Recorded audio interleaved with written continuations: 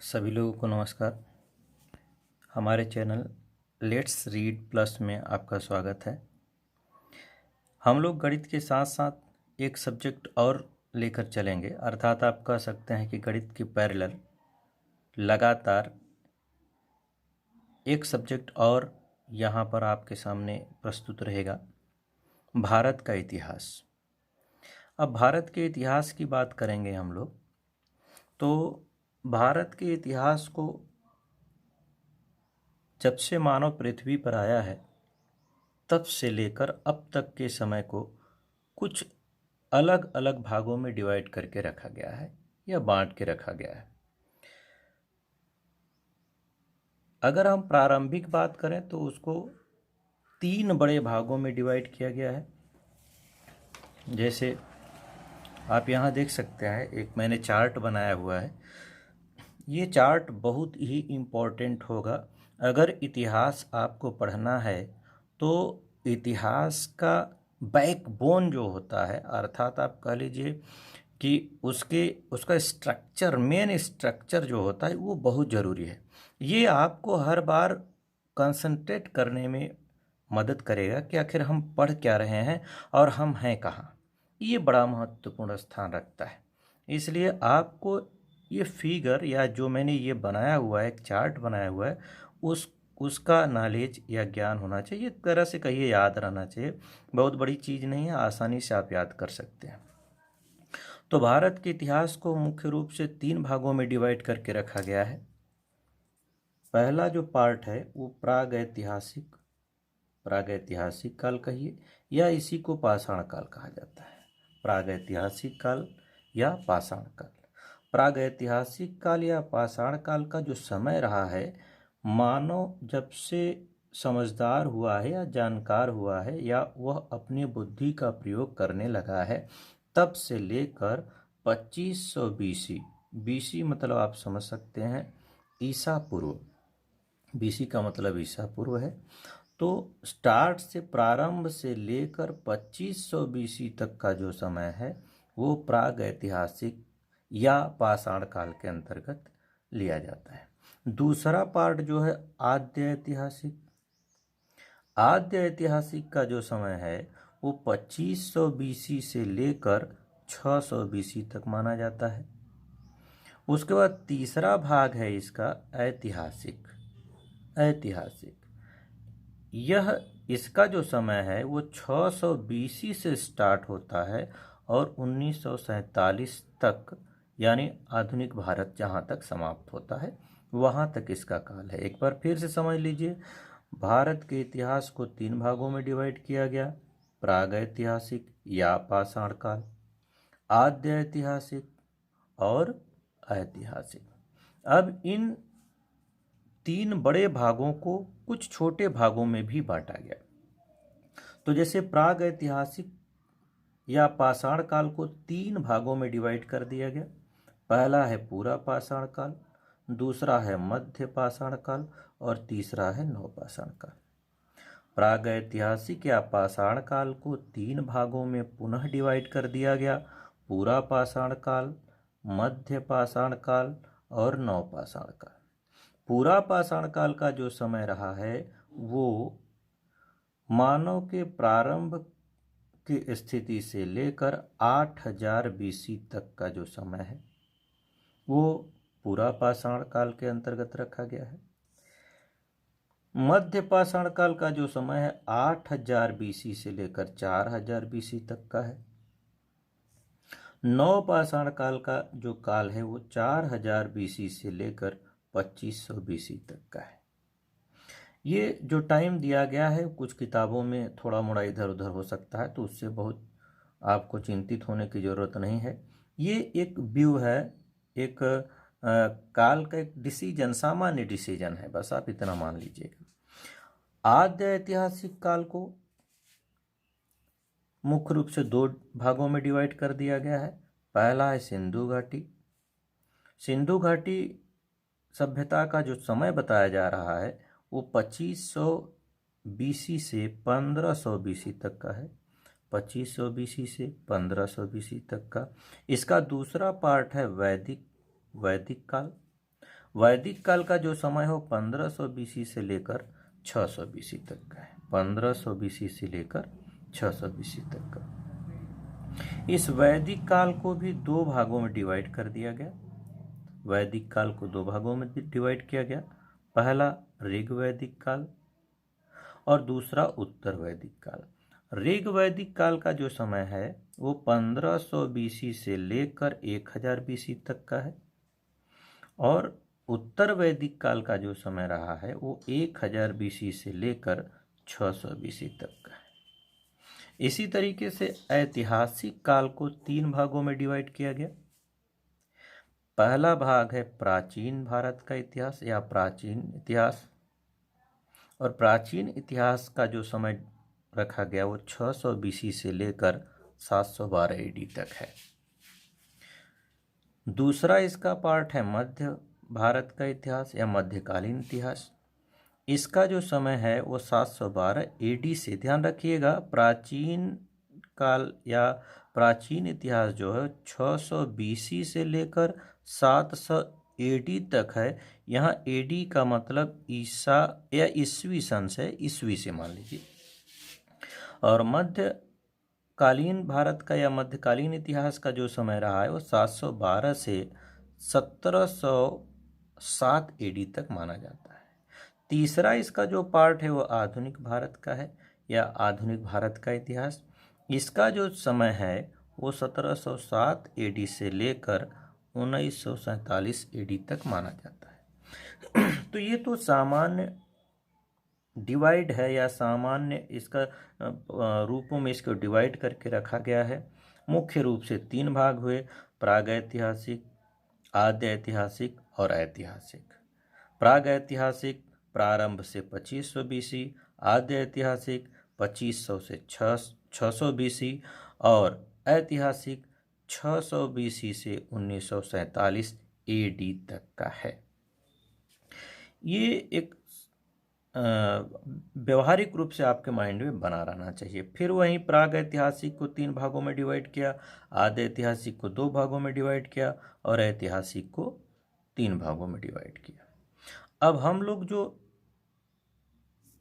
पढ़ना स्टार्ट करने जा रहे हैं, जो टॉपिक स्टार्ट करने में जा रहा हूँ उसका है आपका ऐतिहासिक से मैं स्टार्ट करूँगा। सबसे पहले मैं ऐतिहासिक वाला पार्ट उठाऊँगा, फिर उसके बाद आद्य ऐतिहासिक का पार्ट उठाएंगे और सबसे लास्ट में हम प्रागैतिहासिक पढ़ेंगे। तो हमारे पढ़ाने का जो तरीका है वो ठीक विपरीत पीछे से स्टार्ट करूँगा मैं। उसका मुख्य कारण यह है कि जो आधुनिक इतिहास है यानी इस समय का इतिहास है या ऐतिहासिक काल है, उसकी कुछ कहानियाँ, उससे संबंधित कुछ जानकारियाँ आपके पास होती हैं तो आपका इंटरेस्ट बढ़ेगा। जब ये चीज़ों को मैं बताऊंगा तो इसमें आद्य ऐतिहासिक की कुछ बातें भी आएंगी, तो आप धीरे धीरे थोड़ा सा उससे भी परिचित हो जाएंगे। तो फिर मैं जब आद्य ऐतिहासिक पढ़ाऊँगा तो उस आद्य ऐतिहासिक में कुछ विशेष बातें पाषाण काल की या प्रागैतिहासिक का आ जाएगा, तो मैं वहाँ पढ़ाऊँगा तो सारी चीज़ें आपको कन्फर्म होंगी, अच्छे से समझ में आएगा। तो चलिए हम लोग स्टार्ट करते हैं आधुनिक भारत का इतिहास। अच्छा, उसमें भी मैं आपको बताऊं, जो मैंने अभी कहा कि ऐतिहासिक में मुझे पढ़ाना है, तो ऐतिहासिक में भी आपने तीन पार्ट यहाँ देखा हुआ है।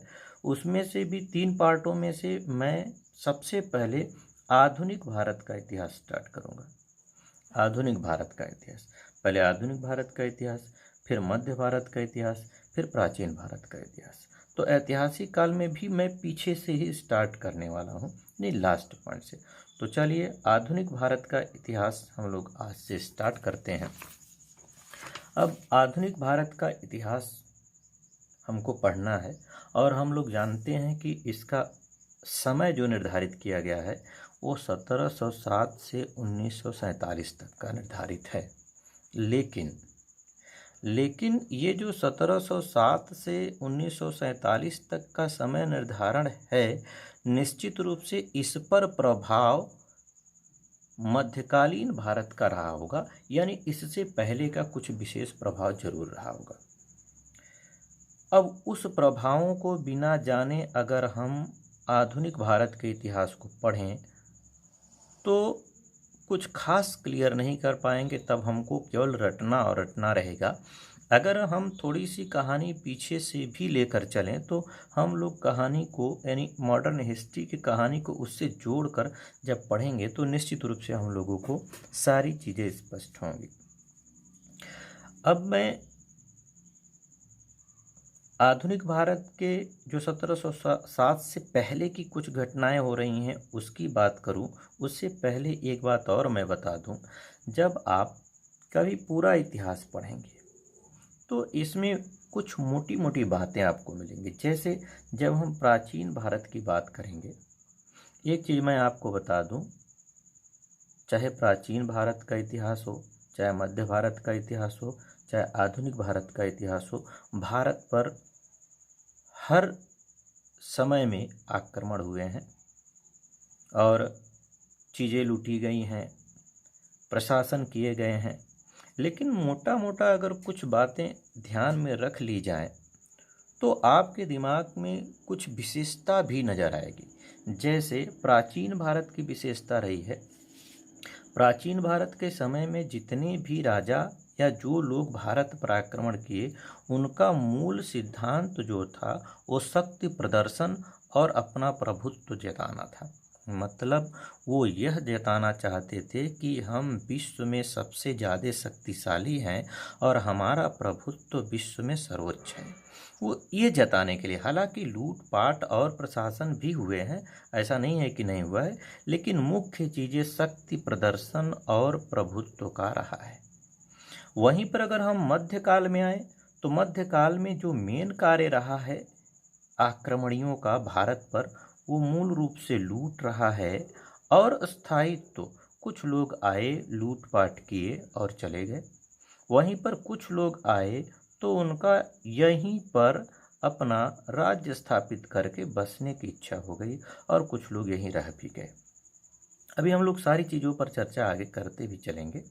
और आधुनिक भारत की बात करें, जो आधुनिक भारत का इतिहास रहा है, तो उसकी जो मुख्य विशेषता रही है वो व्यापार और प्रशासन रहा है। मतलब अब जो आधुनिक भारत में लोग आए उनका मुख्य काम था व्यापार करना, और व्यापार के साथ साथ प्रशासनिक व्यवस्था भी यहाँ पर स्थापित करना या यहाँ पर प्रशासन भी करना था। तो ये मूल इम्पोर्टेंट आपको अंतर दिखाई देगा प्राचीन भारत के इतिहास में, मध्यकालीन भारत के इतिहास में, आधुनिक भारत के इतिहास में। तो क्या क्या मूल बातें हैं दिमाग में रहनी चाहिए। अगर ये बातें दिमाग में रहेंगी तो आपको चीज़ें स्पष्ट होंगी, काफ़ी मात्रा में सही से समझ में आएगा इतिहास। तो प्राचीन काल का जो मुख्य कार्य है वो शक्ति और प्रभुत्व का था, मध्यकालीन का जो रहा है वो लूट और स्थायित्व का रहा है, और आधुनिक का जो रहा है वो व्यापार और प्रशासन का रहा है। तो इसका मतलब यह है कि हम लोग इस समय पर व्यापार और प्रशासन की बात करेंगे, क्योंकि हम आधुनिक भारत के इतिहास को पढ़ने जा रहे हैं। अब चलिए, आधुनिक भारत के इतिहास को पढ़ना है मतलब व्यापार और प्रशासन की बात होनी है।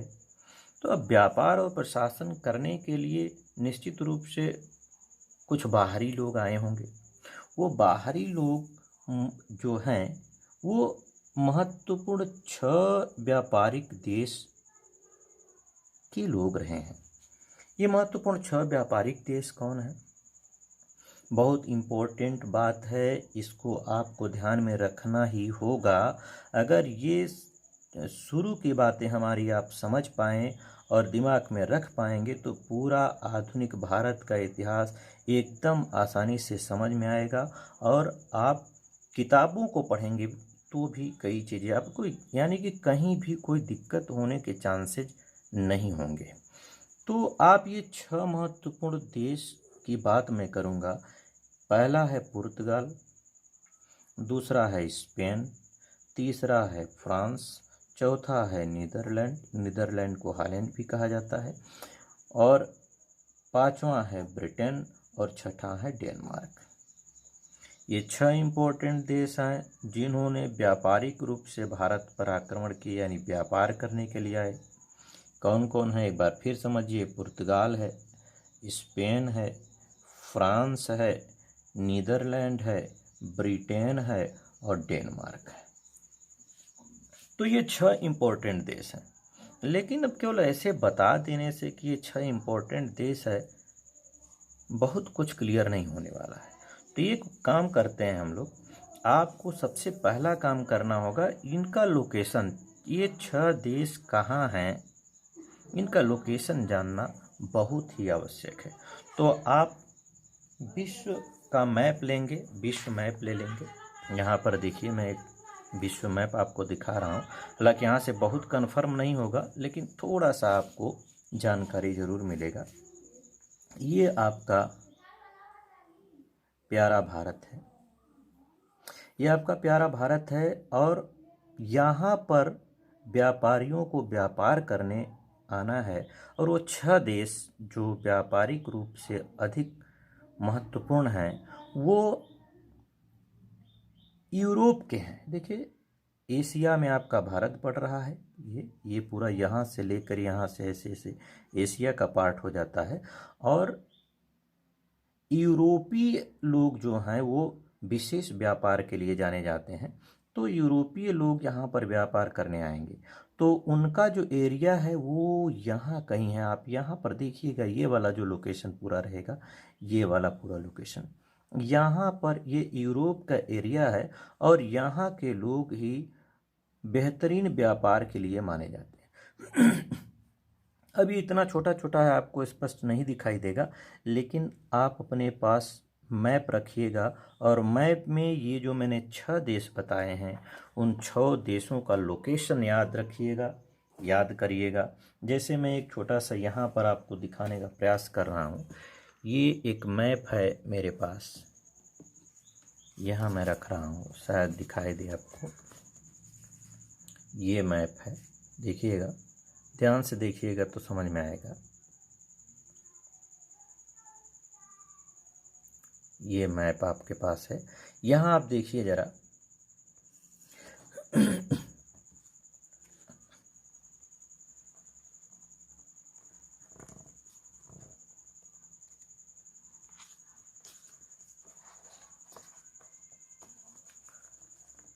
ये अब शायद आपको स्पष्ट दिखाई दे रहा हो। तो आप देखिए यहाँ पर जो मैंने भाग उसमें बताया अभी, उसमें आप देखिए ये पुर्तगाल है, यहाँ पर ये पुर्तगाल लिखा हुआ है। स्पेन है, यही इसी का एक पार्ट है स्पेन। फ्रांस है, उसके बाद यहाँ देखिए नीदरलैंड्स है जहाँ से डच आए हुए थे। और फिर यहाँ पर ये ब्रिटेन आपको दिखाई दे रहा होगा, ये डेनमार्क दिखाई दे रहा होगा। देखिए इम्पोर्टेंट, पुर्तगाल है, स्पेन है, फ्रांस है, नीदरलैंड है, डेनमार्क है, ब्रिटेन है। ये इम्पोर्टेंट देश हैं जो व्यापारिक रूप से अपने कार्य करते थे और व्यापार में इनका बड़ा ही महत्वपूर्ण रोल रहा है। ये विश्व के विभिन्न देशों में व्यापार किया करते थे, एक जगह की बात नहीं है, पूरे विश्व में ये व्यापार अपना किया करते थे। तो ये 6 देश आपको निश्चित रूप से याद रखने होंगे। यदि आप ये 6 देश याद कर लेते हैं, इनका लोकेशन याद कर लेते हैं, तो निश्चित रूप से इतिहास आपको समझ में आएगा। अच्छा, एक चीज़ और मैं आपको इतिहास की विशेषता बताता चलूँ। इतिहास को लोग पढ़ते हैं और कहते हैं कि सर याद करने में दिक्कत होती है, हम याद नहीं कर पाते हैं। तो इतिहास को याद करने का जो तरीका है वो मेरे हिसाब से मैं आज आपको बता रहा हूँ, उसको फॉलो करेंगे, केवल इतिहास ही नहीं, कोई भी सब्जेक्ट होगा, कोई भी विषय होगा, आप आसानी से उसको समझ सकते हैं। मैं इतिहास या अन्य विषयों को याद करने का एक सिस्टम बनाया हूँ, तरीका बनाया हूँ। आप इसको एक तरह से कह लीजिए एक ऑपरेशन है। ऑपरेशन अगर आप उसको करते चलेंगे तो निश्चित रूप से कोई भी विषय आप आसानी से तैयार कर सकते हैं, याद रह सकता है। वो क्या है ज़रा समझिएगा, मैं क्या बताने जा रहा हूँ। हाँ, ये बात है कि आपको करना होगा, जो चीज़ मैं बताने जा रहा हूँ उसको आपको करना होगा, तभी वो आप क्लियर कर पाएंगे। इसमें 3 बातें मैं इम्पोर्टेंट आपको बताने जा रहा हूँ।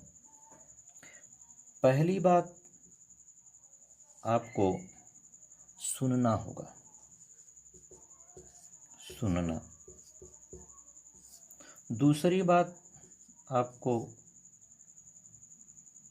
पढ़ना होगा, पढ़ना। और तीसरी बात, आपको लिखना होगा। अब आप कहेंगे तो यही तो हम कर ही रहे हैं, सुन भी रहे हैं, पढ़ भी रहे हैं, लिख भी रहे हैं। सही है, आप ये तीनों काम कर रहे हैं, लेकिन कैसे करना चाहिए ये नहीं करते हैं। मेरी बात को समझने का प्रयास करिए। पहले का समय था जब आप कभी लेक्चर सुनते थे तो केवल एक बार मौका मिलता था, वो आप लेक्चरर के पास गए या किसी टीचर के पास गए, उन्होंने बताया, समझाया, और आपने उस दिन सुना और लिख लिया। अब उसको रिवाइज कर रहे हैं। अब थोड़ा टेक्निक चेंज करिए। अब आपके पास ढेर सारी सुविधाएं हैं, मतलब जैसे अब आपके पास रिकॉर्डेड चीज़ें मिल रही हैं आपको। तो आप एक काम करो, पहला काम करना है, जब भी आप पढ़ो तो पहले सुनो ध्यान से। अब सुनने का यहाँ जो मैं सिस्टम बता रहा हूँ ये आपके साइकोलॉजी से नहीं है, आप उसको छोड़ दीजिएगा। केवल पढ़ने यानी समझना कैसे है ये मैं यहाँ बताने जा रहा हूँ। तो सुनना है आपको, लेकिन कैसे सुनना है? वीडियो को देखते हुए सुनना है। कम से कम 2 बार आप वीडियो को देखते हुए सुनिए, अगर आप पहली बार पढ़ रहे हैं तो। और अगर आप एक आध बार पढ़ चुके हैं तो एक बार देखना इनफ होगा। अब दूसरा, पढ़ना की मैं बात कर रहा हूँ। पढ़ने से पहले आपको यहाँ पर एक काम करना होगा, उसी वीडियो की मदद से आप सेल्फ खुद एक नोट तैयार करेंगे। अब बस इसको आप ये मत सोचिएगा कि तो मैंने लिख दिया, लिखा नहीं है अभी आपने। ये केवल सुनी हुई चीज़ों को आप नोट के रूप में यहाँ लिख रहे हैं, नोट कर रहे हैं। तो कम से कम वीडियो को 2 बार पढ़ी सुनिए, उससे नोट्स बना लीजिए। दूसरी बात, अब आप क्या करेंगे, ये मैंने दूसरा कहा है पढ़ना। अब आप किसी भी किताब को पढ़ेंगे, पढ़ना होगा, केवल उसी वीडियो वाले को नहीं। ये लिखा आपने, अब किसी भी किताब को पढ़ना है, उसके साथ साथ ये जो लिखा हुआ है आपने उसको भी पढ़ना है। कोई किताब ले लीजिएगा, उसको पढ़िए, या अगर आपके पास किताब नहीं है तो जो आपने नोट्स बनाया है उसको आप पढ़िए।